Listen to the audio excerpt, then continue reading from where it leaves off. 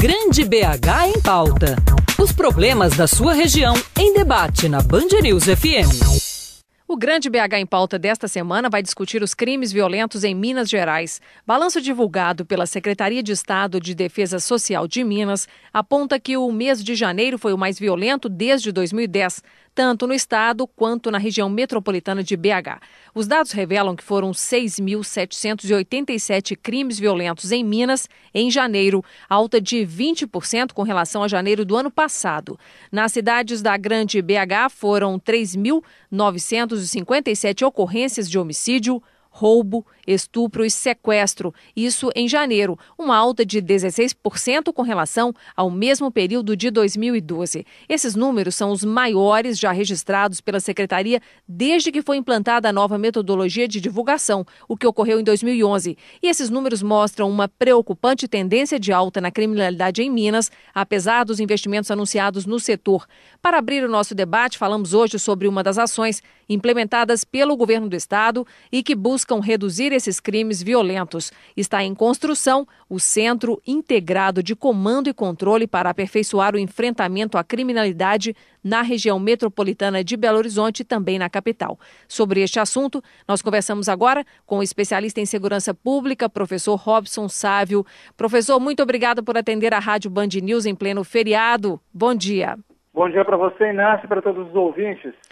Professor, o senhor acredita que este centro integrado, ele é uma ação efetiva no combate à criminalidade? Pode ser sim, Inácio. Veja bem, o centro integrado ele trabalha com dois pilares que são hoje fundamentais para uma maior eficiência das políticas de segurança pública. Primeiro, o conceito de integração, né? Nesse centro, além das forças de segurança pública estaduais, a Polícia Militar, a Polícia Civil, o Corpo de Bombeiros, nós também teremos representação e gestão de outras forças de segurança no nível municipal, por exemplo, como a Guarda Municipal, setores da área de saúde, como o SAMU e outras unidades de resgate, e também a participação, inclusive, de instituições do nível federal, como a Polícia Federal e, inclusive, existe uma negociação com o próprio Exército. Então, a ideia da integração das atividades policiais de segurança pública é um dos pilares para a maior eficiência desse tipo de política.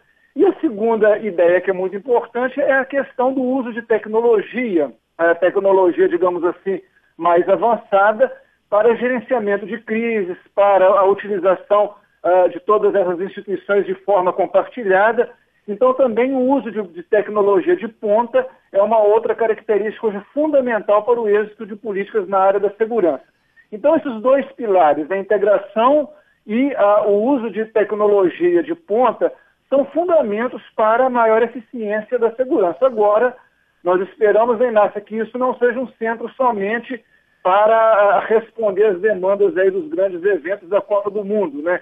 Como se diz, para que não seja simplesmente uma obra para inglês ver, Exato. Mas que tanto essas ações de integração e de inteligência possam ser constantes para realmente redundar em benefícios e redução dos crimes. Agora, professor Robson, o que nós já acompanhamos em outras situações, não apenas envolvendo a violência, a criminalidade, é que essas forças-tarefa, digamos assim, esse centro não deixa de ser semelhante a uma força-tarefa, porque ele reúne um número grande de profissionais, só que será de forma permanente.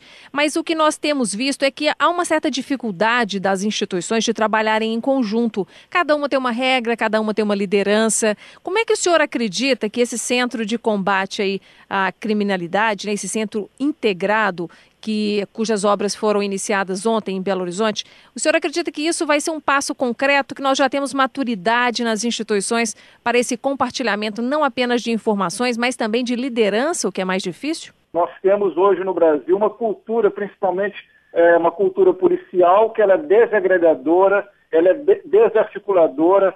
As principais instituições que atuam na área da segurança, que são as duas polícias. Isso em todo o Brasil, as polícias civil e militar, elas atuam muito mais competitivamente do que solidariamente.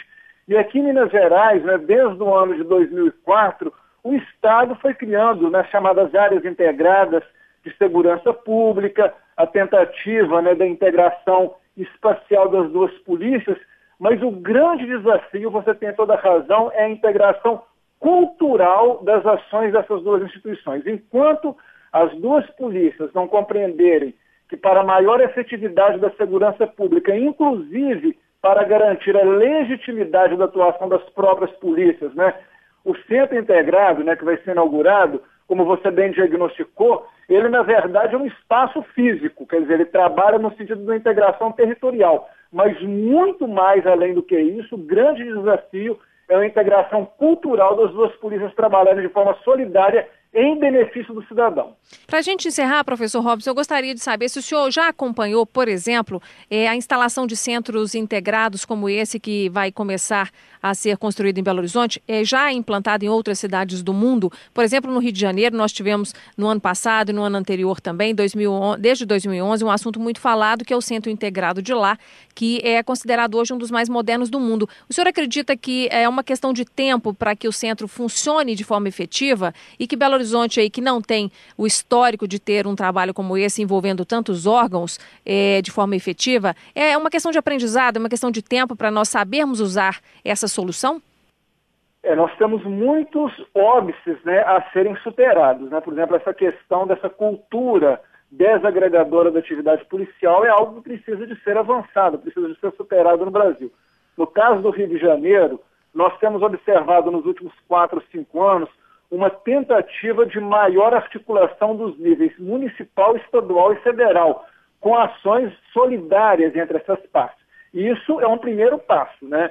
Mas no Rio de Janeiro nós temos imensos problemas, por exemplo, em relação às polícias estaduais, com problemas sérios de corrupção, de violência e mesmo de comando. Então lá é uma experiência que a gente ainda precisará de ter um tempo para analisá-la com mais tranquilidade. Agora, existem muitos exemplos de ações de integração como essa, centralizadas, que funcionam muito bem, né, em outros países, né, mas também com culturas policiais diferentes. Por exemplo, você tem nos Estados Unidos exemplos disso, mas lá você trabalha com a polícia do âmbito municipal, que ela não tem concorrente, né, e que ela realmente trabalha no sentido de articular ações no nível municipal. Isso otimiza muito as ações dessa polícia. E nós temos exemplos na América Latina em vários locais, por exemplo, um dos exemplos que é tido como um caso de sucesso, tanto no Chile quanto na Colômbia, foi uma mudança realmente de estratégia de ações integradas, mas essas ações integradas, elas foram antecedidas de uma reforma nas instituições policiais,